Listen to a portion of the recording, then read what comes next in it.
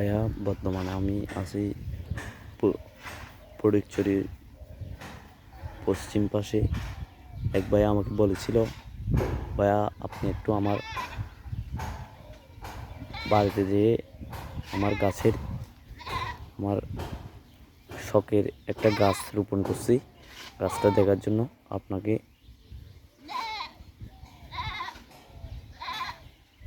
আসলে ভাই আপনাদেরকে একটা ভিডিও দেখাচ্ছি।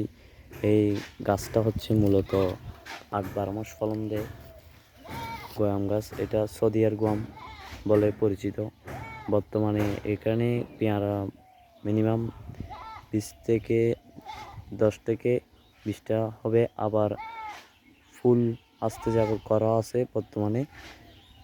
মানে কিছুদিন ধরেন 2-3 মাস পর খেতে পারবে। একটা গয়ামের ওজন হবে এই প্রায় 50 থেকে 60 গ্রাম, আর বেশি জোর হলে একটা 100 গ্রাম হবে। আর এটা কলপ দিছে, কলপ এই যে আপনাদেরকে দেখাচ্ছি। গাছটার বয়স হচ্ছে আপনার 2018 সালে রোপণ করছে। 18, 19, 20, 21 ধরেন 6 থেকে 7 বছর হচ্ছে গাছটার উচ্চতা।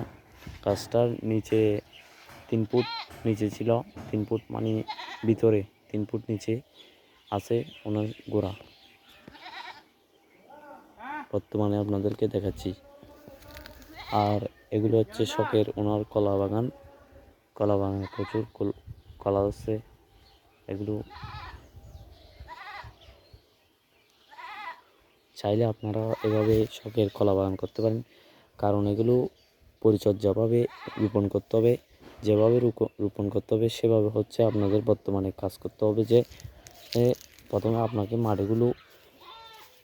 মাটির জাতগুলোকে কি ভালো দিক না খারাপ দিক একটু বেছে করে নিয়ে যে কোনো গাছের চারা এবং রোপণ করতে পারেন।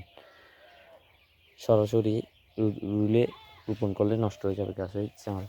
দেখতেছেন আমরা রোপণ করছি যে আমাদের গাছগুলো যেরকম সফল তেমন ফলন। বর্তমানে আরেকটা এখানে সামনে আছে, এটা হচ্ছে একদম নিচে, এটা কলা। এটাকে বাঙালিরা বলে স্বাভাবিক নিয়মে আনজি কলা, মানে কাঁচকলা আর কি, তরকারিতে খাই এগুলো। বর্তমানে এগুলোর বাংলাদেশের বাজারের চাহিদা 20 থেকে 30 টাকা হতে পারে জোড়া। শহরের দিকে এরকম আর কি। আপনাদের যদি কোনো কৃষি রোপণ করেন তাহলে এইভাবে রোপণ করতে হবে। আর দেখতে পাচ্ছেন ওইদিকে আরও আছে গাছ। এদিকে মোচা, মানে কি মোচা ধরতেছে, ওই সামনে মোচা আসতেছে। আপনারাও চাইলে সেভাবে মোচাগুলো, মানে কলা গাছ এমন জায়গায় রোপণ করতে হবে, বলিষ্ঠ জায়গায়, যেখানে আপনারা পরিচর্যা করতে পাবেন। সে জায়গায় যাতে আবার পানিও থাকে। পানি না থাকলে কিন্তু গাছের গোড়া মরে যাবে, গাছ ফলন কম দিবে। পানি জায়গায় যেদিকে থাকবে কলা গাছ সেদিকে ভালো হবে। বিশেষ করে সবগুলো গাছে পানি লাগে, আবার বিশেষ করে অন্য কোনো গাছে পানি লাগে না। বুঝছেন? এই গোয়াম গাছে মিনিমাম পানি লাগে যখন খরান দেয়, মানে মার্চ এপ্রিল মাস যখন ঢুকে তখন খরান দেয়। বর্তমানে আপনাদেরকে এই ভিডিওগুলো আপনাদের কাছে তুলে ধরবো।